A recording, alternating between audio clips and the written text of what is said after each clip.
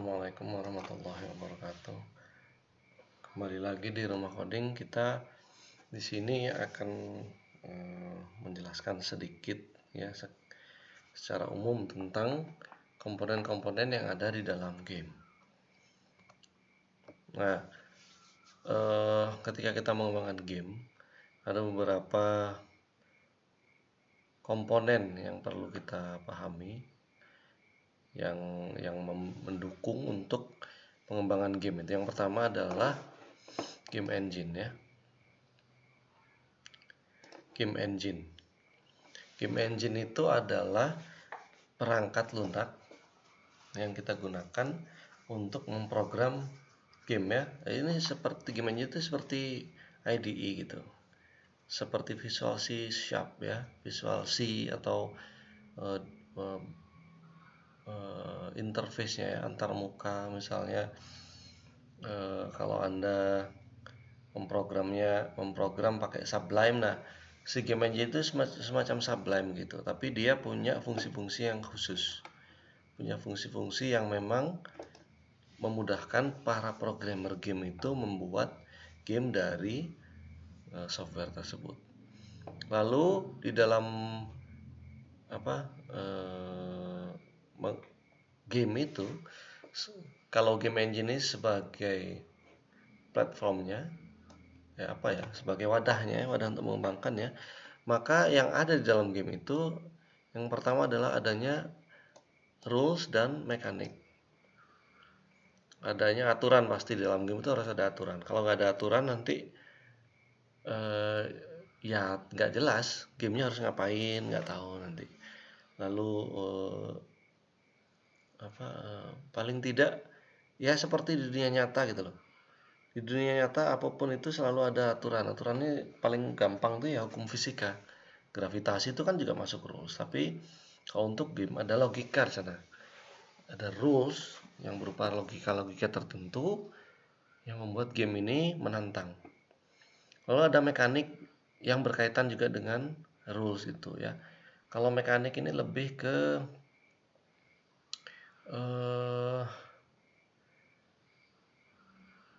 kalau rules tadi aturan ya, kalau mekanik ini lebih kepada bagaimana game ini berjalan gitu ya.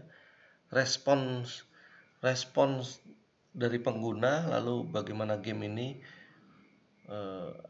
jadi interaksi dari pengguna, lalu bagaimana game ini meresponsnya, itu mekanik. Rules dan mekanik itu harus dirancang memang. Nah, makanya ketika membuat game ada tim khusus yang memang mendesain game itu, di mana rules dan mekaniknya itu dibuat sedemikian rupa sesuai dengan tema utama dari gamenya.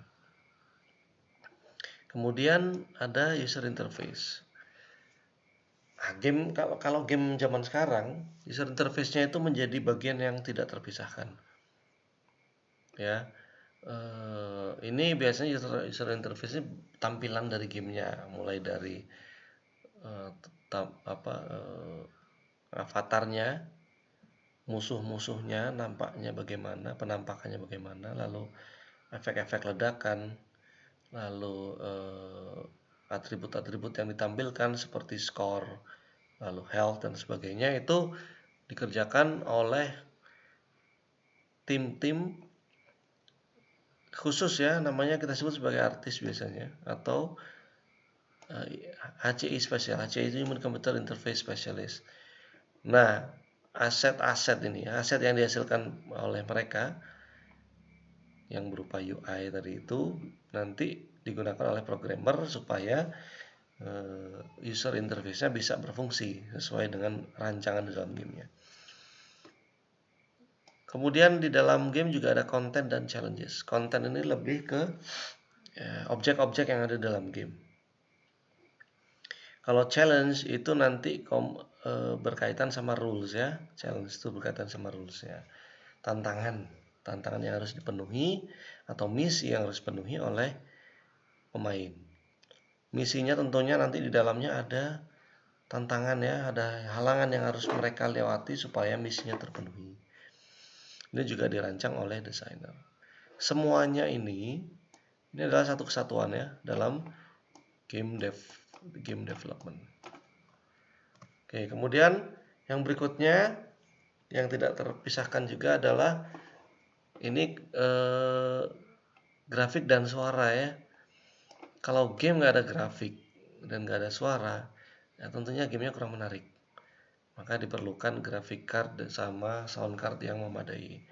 Kemudian karakter yang dibangun sama AI itu akan membuat gamenya lebih menarik juga. Kemudian hukum fisika ya, hukum fisika yang diterapkan sekarang game-game dengan hukum fisika ini banyak diterapkan karena memudahkan pengembangan game. Contoh itu si Flappy Bird, kemudian apa yang menerapkan gravitasi itu Angry Bird. Lalu ada deskripsi dari sistemnya. Jadi ruang lingkup dari gamenya itu juga menjadi satu bagian dari gamenya. Kemudian maka dari sekian fitur, komponen dan fitur, jadi fitur gamenya tadi itu kan ada grafik, suara, karakter dan AI, lalu interaksi fisik ya, dan sistemnya itu bisa terpenuhi dengan game engine yang sesuai, dimana game engine ini harus memenuhi tadi itu kebutuhan tadi itu, ada grafik, ada fisik, ada interaksi, animasi dan efek.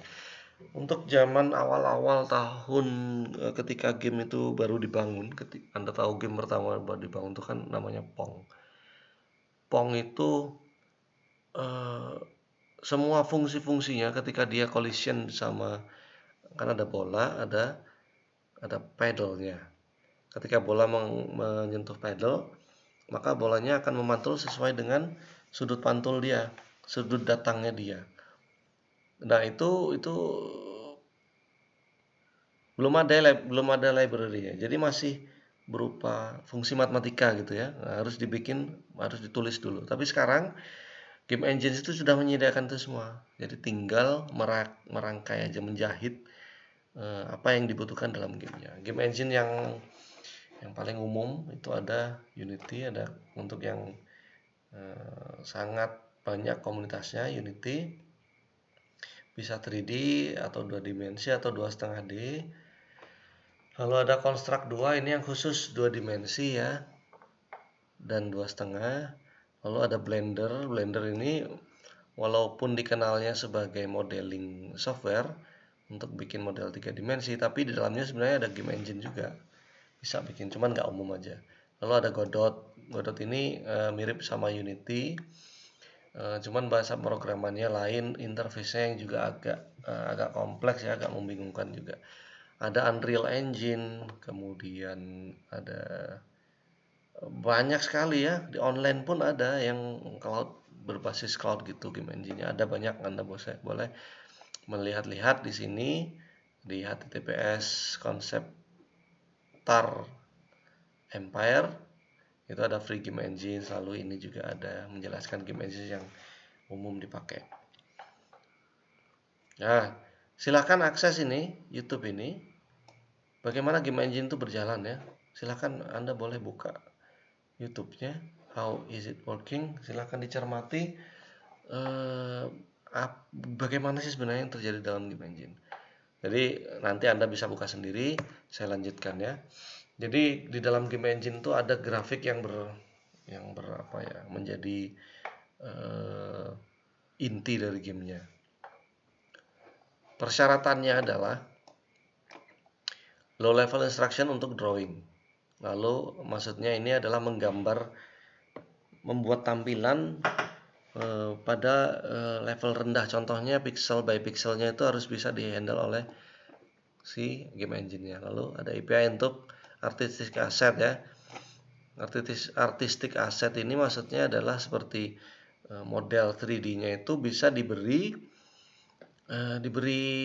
tekstur. Nah, itu harus bisa disediakan API-nya. API ini memudahkan programmer dan pengembang gamenya untuk menempelkan tekstur ini tanpa harus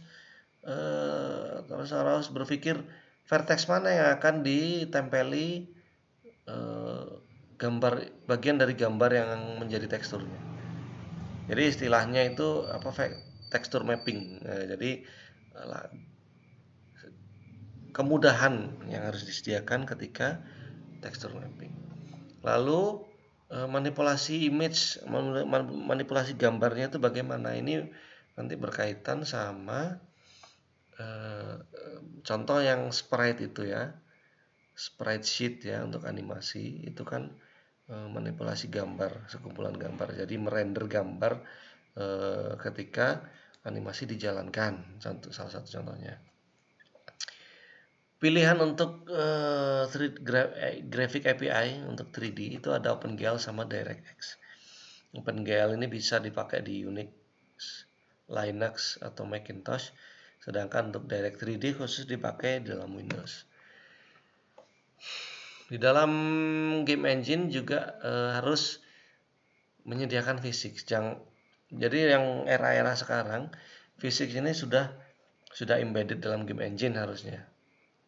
Nah, jadi misalnya untuk mau bikin objek yang jatuh ke bawah lalu tanpa harus bikin fungsi tertentu itu harus sudah ada, tinggal diaktifasi aja. Contohnya di Unity itu ada namanya rigid body. Di situ ada atribut untuk setting supaya si objek itu jatuh otomatis ketika gamenya dijalankan. Nah, ini ya ada gravitational force. Lalu ada friksi di sana juga ya, physical attributes-nya. Friksi itu objeknya ketika bertumbukan sama objek lain itu tidak hanya momentum yang dihasilkan tapi juga gesekan ya. Gesekan karena material atau jenis bahan yang diterapkan di situ, dimodelkan di dalam objeknya. Kemudian pencahayaan. Pencahayaan ini macam-macam ya. Ini yang berat biasanya di dalam game engine. Pencahayaan mulai dari bagaimana objek ini memantulkan cahaya, tidak hanya refleksi ya, tapi juga bagaimana objek ini menyerap cahaya, memendarkan cahaya, dan seterusnya.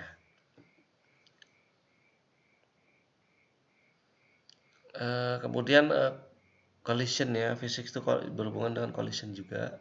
Anda boleh buka juga di sini penjelasan tentang physics di dalam game engine. Nah, ini di sini videonya Anda boleh buka sendiri. Saya lanjutkan di sistem. Jadi physics yang ada dalam game engine itu sebenarnya sistem ya, sistem dunia nyata yang dibawa ke dalam game. Dia menspesifikasikan ruang lingkup dalam suatu game, tapi tidak terlalu spesifik. Dia hanya memodelkan mensimulasikan hal-hal yang realistis, sekiranya realistis bagi pengguna game. Tidak terlalu, kalau sangat-sangat realistis seperti dunia nyata, ya gamenya jadi berat nanti. Jadi hanya beberapa bagian aja.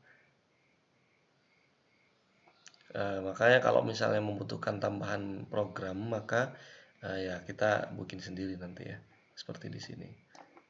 Lalu dengan adanya game engine sini, maka pekerjaan antara programmer sama desainer itu bisa terpisah, artinya bisa paralel sebenarnya. Jadi programmer ini menciptakan sistem di dalam gamenya, sedangkan desainer ini tugasnya adalah menentukan konfigurasi dalam sistemnya supaya tercipta suatu level misalnya. Nah, programmer ini bikin dulu environment dalam gamenya yang memudahkan si desainer itu melakukan manipulasi, modifikasi, konfigurasi dalam gamenya supaya tampilannya kemudian ketika dirender, ketika level 1 dan seterusnya, ketika terjadi ketika user memasukkan data, itu desainer itu tidak perlu coding lagi kalau dengan adanya game engine ini. Contoh ya, game engine ya di dalam Super Mario Bros. Maka di dalam Super Mario Bros itu kan terdiri banyak level. Karakteristiknya Mario itu kan game platformer yang bergeser dari kiri ke kanan. tingginya sama ya, tinggi dari sini ke sana itu selalu segitu, dan ada blok, ada juga musuh. Itu levelnya ditentukan oleh beberapa hal ini. Lalu di dalamnya ada musuhnya itu punya mekanika dimana kalau diinjak atau ditumpuki itu mati. Beberapa musuh ya. Kemudian beberapa karakter musuh itu ada yang bergerak, kura-kura hijau misalnya, dia geraknya cuma ke kiri aja. Atau ada kura-kura merah yang bisa patroli. Kemudian ada musuh yang bisa menembakkan misil, nah itu ya, ini. Atau King Koopa, bosnya yang bisa menembakkan lompat-lompat secara cerdas mengikuti pergerakan dari Mario-nya atau Luigi-nya. Bloknya, blok ini bloknya. Ini blok. Nah, ada blok yang bisa diinjak, ada yang bisa dihancurkan juga. Ada yang hanya bisa diinjak tapi nggak bisa dihancurkan. Ada yang bisa diinjak ketika disundul keluar bonus misalnya. Nah, itu bloknya. Mario dan Luigi bisa berubah dari small, big, atau yang agak lebih canggih gitulah ya. Misalnya Fury itu yang bisa nembak api itu. Itu contohnya ya, sistem yang terdapat dalam contoh Super Mario Bros. Lalu karakteristik dalam game engine itu harusnya umum, ini ya, luas ya. Lalu adaptable, mudah disesuaikan, lalu dapat dikembangkan. Jadi apa sih karakteristik game engine ini intinya adalah sebenarnya fleksibilitas tinggi ya, fleksibilitas tinggi tapi dengan effort yang minimum. Nah itu intinya sebenarnya. Walaupun zaman dulu saya pernah tahun 2006 itu effortnya tinggi sekali untuk mengembangkan game engine, harus banyak sekali yang harus dilakukan di situ. Oke, kemudian desain yang dilakukan di dalam game engine itu sifatnya data driven ya. Jadi program itu ditulis di dalam game engine-nya. Selain itu data. Jadi contoh ini, kalau di Unity itu nanti Anda akan kenal gravitasinya mau diaktifkan atau enggak, yes or no. Itu namanya data. Jadi enggak coding gravitasi activate gravitasi activate 0. Gravitasi dot activate 1 misalnya. Itu enggak begitu, tapi lebih ke manipulasi yang berbasis parameternya ini. Lalu di dalam industri game itu di sana nanti sebenarnya ada satu tim, itu ada level designer. Mereka itu nggak masuk dalam program, mereka itu hanya disediakan satu form gitu ya, satu form di mana mereka bisa menciptakan dan menyimpan level-level itu sesuai dengan kehendak mereka. Nah yang bikin itu kan si programmer tentunya ya, form itu adalah programmer, lalu level editor yang memanipulasi itu. Contoh ya, banyak sih contoh untuk yang program-program tidak jadi data driven game engine ya.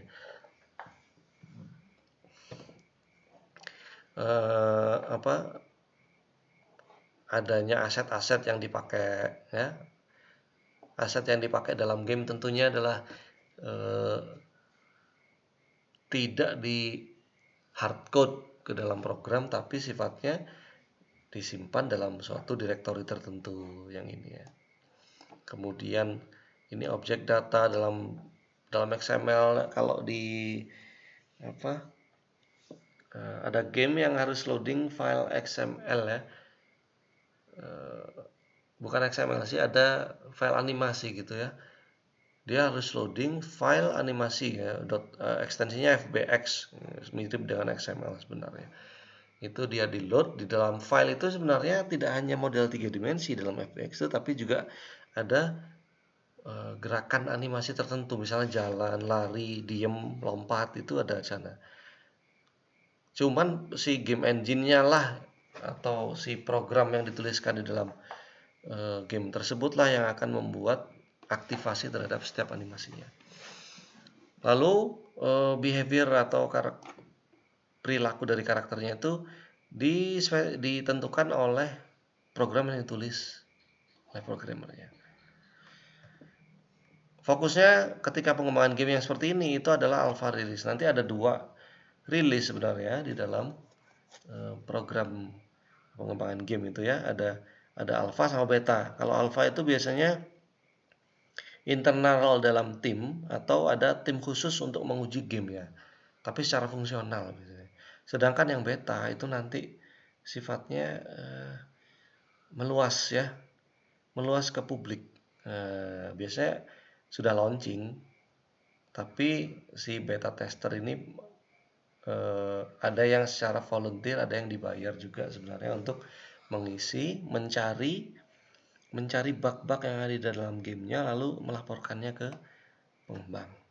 Itu yang beta. Kalau alpha ini masih di sini data driven ya. Ini contoh level manager yang ada di dalam jadi tampilannya seperti ini itu dibikin terpisah dari gamenya. Yang bikin tuh level designer. Ini dibikinnya misalnya pakai sebuah file PNG gitu ya, ukurannya sepanjang ini sampai sini ya, lalu tingginya fix gitu. Kemudian ada grid-gridnya, Nah, mereka level designer hanya membuat gambar begini aja, maka nanti ketika ini di load, diimport ke dalam game engine-nya baca level file levelnya, maka dia akan merender level 1 misalnya sesuai dengan apa yang ada di dalam file PNG ini contohnya. Wow, ada juga sebenarnya ya yang pakai file text juga ada banyak itu. Macam-macam, ini salah satu contoh aja. Kemudian untuk rules dan mechanics ini yang menentukan bagaimana game ini berjalan ya. Mulai dari awal sampai akhir. Kapan menang, kapan kalah. Itu ada di rules, kapan skor bertambah, kapan health berkurang itu ya, kapan refresh health-nya dan sebagainya, itu ada di sini. Parameter-parameternya ini menentukan bagaimana gamenya itu berjalan, beraktivitas ya. Di situ ada kemampuan player itu ada ditentukan di rule. Lalu world interaction itu ya seperti karakternya kalau menginjak tanah maka dia nggak tembus, kalau menginjak air maka dia berenang. Itu kan world interaction. Lalu ada challenges di sana juga. Challenges itu tantangan, adanya musuh, adanya lobang yang harus dihindari, adanya jebakan, itu ya. Maka ketika kita merancang rules dan mechanics di dalam game itu, maka ya kita bikin list aja dulu, di list aja tantangan apa saja yang akan muncul di dalam sebuah level. Ya, maka nanti kontennya itu disimpan dalam bentuk biasanya rulesnya, mechanicsnya itu dibikin aja list. Lalu nanti setiap level itu tinggal mengikuti rules dan mechanicsnya yaitu harus seperti apa nanti pada level itu yang seperti dikasih contoh di sini. Ya. Contoh ya rule si Super Mario. Lagi-lagi Super Mario ya. Musuhnya ada Goomba. Goomba itu yang apa seperti jamur coklat itu loh. Kalau diinjak jadi gepeng lalu mati. Ada kura-kura, kalau diinjak dia mati.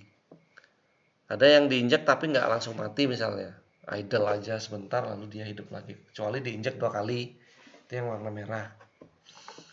Lalu ada Spiny, sama juga diinjak juga. Ada Piranha Plants yang bisa nembak Mario. Environmentnya ada yang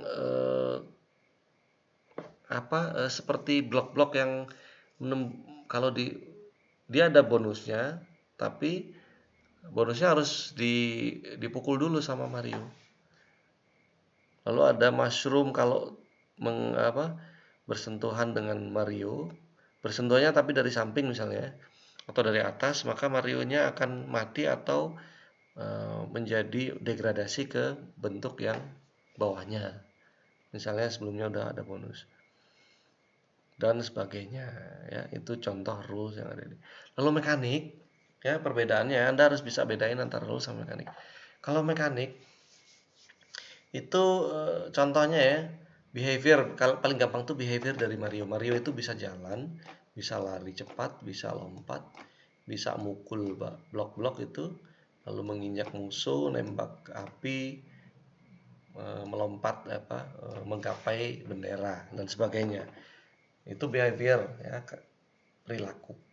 Lalu kalau si kura-kuranya bisa jalan segala arah, lalu bisa bertumbukan dengan objek-objek yang lain di sana ya. Contohnya kalau menumbuk blok dia akan balik arah. Itu contohnya mekanik. Jadi kalau rule itu lebih ke aturan, kalau mekanik itu lebih ke perilaku aja, gampangnya ya. Nah, di dalam AI dalam game ini adalah sesuatu yang membuat salah satu tantangan yang ada di dalam game ya, muncul dari AI-nya. Nah, biasanya menyatu sama mekanik ya nanti ya. Karakternya harus punya rules supaya bisa mengambil keputusan yang benar. Lalu ada AI tertentu di mana karakter ini punya personality, ciri-ciri ya. Misalnya tadi itu yang Goomba itu jalannya cuma ke kiri doang. Kalau nabrak dia balik arah nih. Semua karakteristik nabrak balik arah. Contohnya antara Goomba sama si siapa, kura-kura. Kalau kura-kura yang warna merah sama Goomba itu kan diinjak sekali mati, tapi kura-kura harus diinjak 2 kali ya, itu personalities. Ada yang bisa nembak, itu juga personalities juga. Ada yang bisa menghindar, itu adalah AI yang membuat karakter ini punya personality yang berbeda. Biasanya AI yang paling sering diterapkan itu selain personality basic itu ada juga yang search algorithm, di mana mereka bisa mencari jalur terdekat misalnya. Nah, jadi si algoritma ini harus ada dalam game memang supaya personality itu bisa jalan dengan baik. Lalu kecerdasan buatan ini itu seperti Photoshop bagi desainernya. Fungsi-fungsinya udah ada, tinggal mau pakai AI yang apa gitu untuk si karakternya. Contoh ini ya, ini gambar di sini. Kalau nggak ada avatar maka musuhnya itu hanya patroli kiri kanan gitu. Tapi ketika avatarnya terlihat oleh musuh, maka dia langsung ngejar. Ya, jadi nggak patroli lagi, langsung chase. Kalau sudah deket, baru dia nembak. Ya, kalau udah dekat, kalau nggak deket ya tetap ngejar. Sampai deket baru dia nembak. Kalau misalnya playernya mati, baru dia patroli lagi. Gitu. Ini salah satu AI yang simpel ya.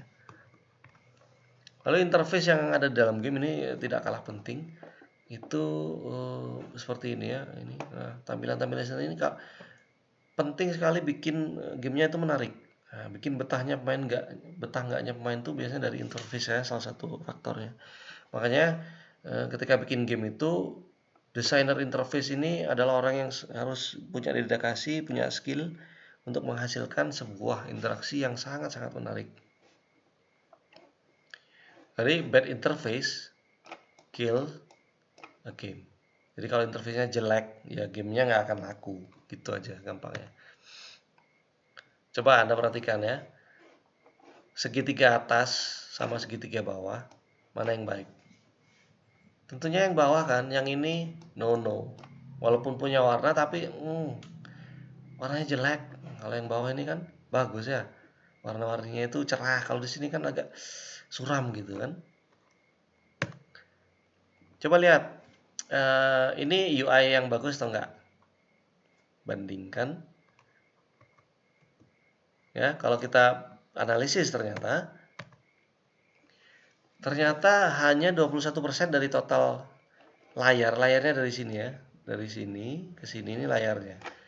Ternyata cuma 21% dari total layar itu dipakai pada resolusi yang segede ini.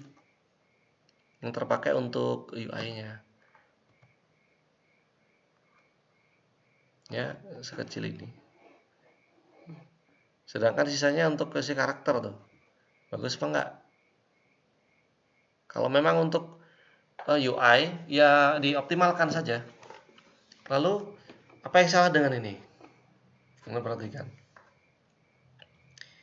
Apa yang salah? Ternyata yang salah itu adalah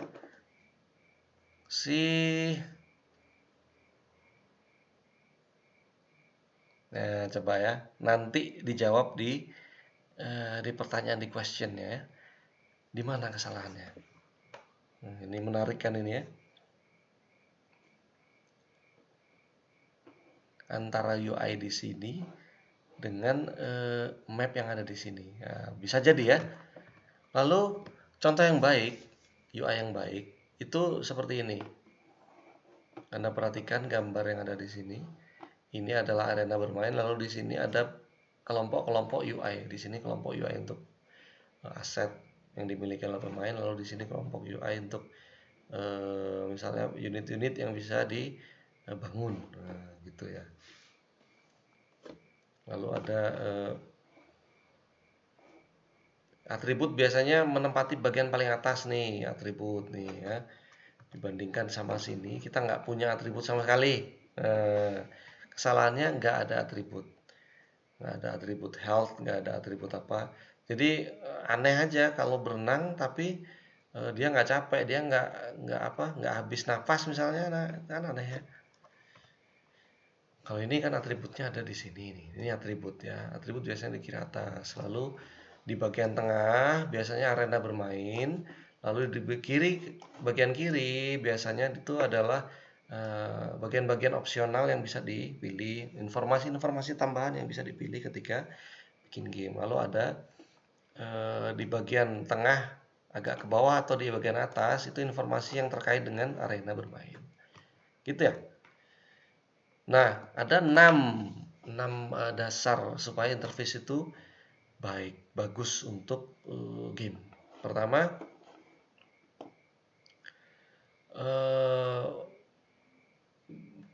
pemain itu punya kebiasaan sebenarnya,